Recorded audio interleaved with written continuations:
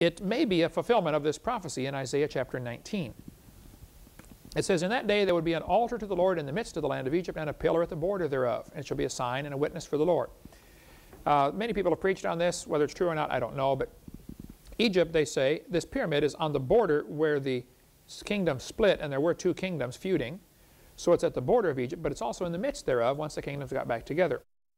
Don't know. Couldn't prove that. The Great Pyramid, here's a schematic drawing of it, showing if you walk in the entrance on the right where the letter A is, you can take the broad way that leads down to the pit, or you can go to the narrow way which leads you into the king's chamber. So here you have the symbolism of the broad way and the narrow way. If you go up the narrow way, you end up into a large section called the Grand Gallery, and there are markings along the wall that some people think are actually based on pyramid inches, which actually tells some kind of history of the world. You know, it's got events that correspond to major events in world history. It's the largest building by far. It contains enough stone to build a brick wall 10 feet high completely around Texas. Some of the stones in the Great Pyramid weigh 70 tons. The top is 450 feet high. The capstone was never installed. The entrance goes down the broad way, or you can turn around and change your direction and go up the narrow way to the king's chamber. In the king's chamber, there's an empty tomb. Apparently, the tests have revealed there's never been a person buried in there. Again, it may be Christian symbolism, I don't know. The pyramid probably was originally covered with 144,000 casing stones that fit together so tightly that you couldn't even find the seams in many cases, and you definitely couldn't put a piece of paper between them. The capstone was never found. Revelation 7 tells us there's going to be 144,000 of the children of Israel that are sealed in the book of Revelation. Interesting. 144,000 sealed stones encased the Great Pyramid. So this may be something Christian symbolism, I don't know. Ephesians talks about the whole body being fitly joined together. Matthew tells about the stone that the builders rejected became the head of the corner. Same thing in Mark chapter 12. The stone which the builders rejected. Luke 20. The stone the builders rejected has become the head of the corner. It could be that the pyramid, if it is a Christian symbol, has the capstone, the chief cornerstone, not installed because God is telling us He's not done doing His work here yet. Don't know. Preacher's good. Maybe true. I wouldn't be dogmatic on it. But the book of Daniel talks about the stone cut out of the mountain without hands that smote the image on the feet, and it became a great kingdom. Some people think that the New Jerusalem, which is 1,500 by 1,500 by 1,500, is actually a pyramid, because that's the only building that has one cornerstone, as opposed to normal buildings which would have 4 cornerstones. A pyramid would have one, and if Jesus is the light of the world, He could be the cornerstone that hasn't been installed yet, and He's going to be the ruler of the world coming soon to a city near you. Of course, Satan has abused this and used the Great Pyramid as the symbol on the back of the $1 bill. It's a symbol for the New World Order.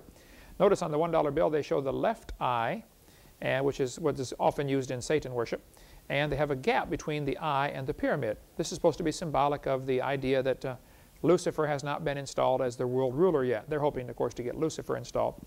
And in front it says, Norvis Odo Seclorum, New World Order, New Order of the Ages. This is the symbol for the New World Order, has been on our dollar bill since 1935.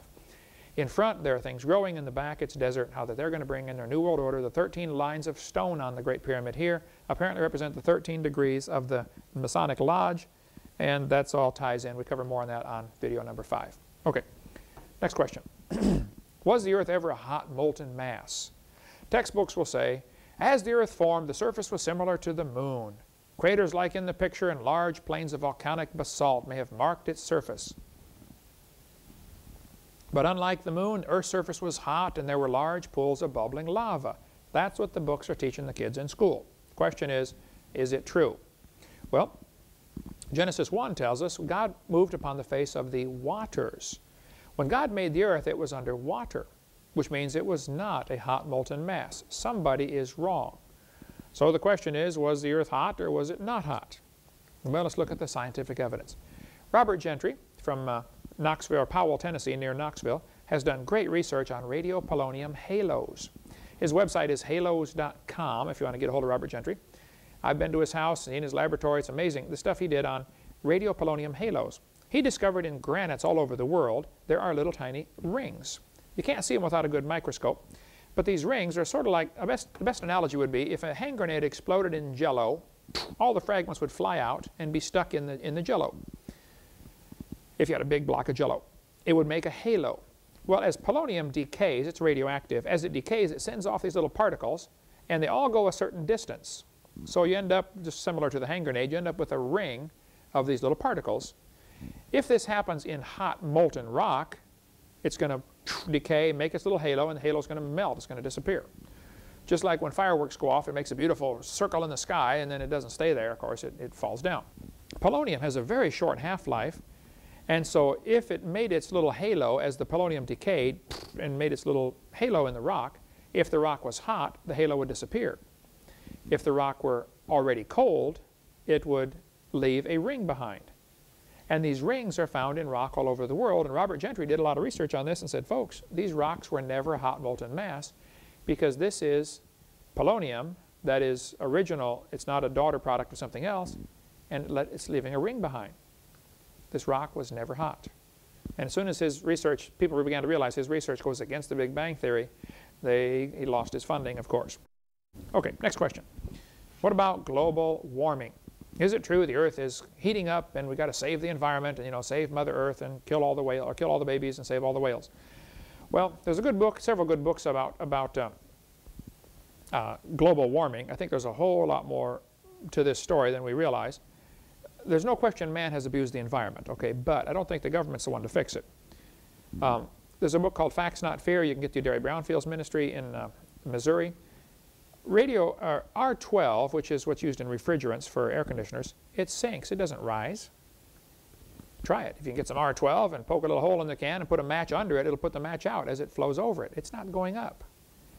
A volcano can produce thousands of times more ozone-destroying material than man has produced in the history of our modern world, okay, since R12's been used for refrigerants. What's happened now, we've got a different one. I think it's R132 used in air conditioners, and the cost has gone way up. This is part of the plan to bankrupt the world, I think, you know, get everybody in debt to the New World Order folks. So no, it's silly what's happened with air conditioning and environmental scares that are going around. I think the real purpose of the environmental movement is to abolish private property, which is Karl Marx's first plank on the Communist Manifesto. They want you to have to get a permit to cut down a tree on your own property. And that's another long, interesting question about permits. We cover that a lot more on our college class, CSE 104, I believe, of our college classes we offer here through our ministry. Next question. Doesn't the Green River Formation prove the Earth is millions of years old? No, it doesn't. The Green River in northwestern United States has a lot of layers of rock around it. This is called the Green River Formation. If you take two pieces of glass with different colored sand in between, like you can buy at the mall, and you flip it over, it automatically sorts into many different layers. If you only have two densities of sand in there, the black and the white are two different densities, why does it make hundreds of layers? Well, you can take rock from the Green River Formation, which has millions of layers, grind it up to powder, sprinkle it in moving water, and it'll sort into hundreds of layers again. Here you have only two densities, and yet it makes hundreds of layers. So it's not proof these layers are annual deposits or anything else. It's proof there was moving water. Actually, when they drill into this rock in the Green River Formation, they find what's called an event horizon, a layer of ash. Sometimes between two event horizons, they find a number of layers, and they go over and drill again, and they find up to 30% difference, 35% different number of layers. It can't be annual layers. Okay, the Green River does not prove the Earth is millions of years old. Next question. What about the Mars rock? This article says, are we really Martians?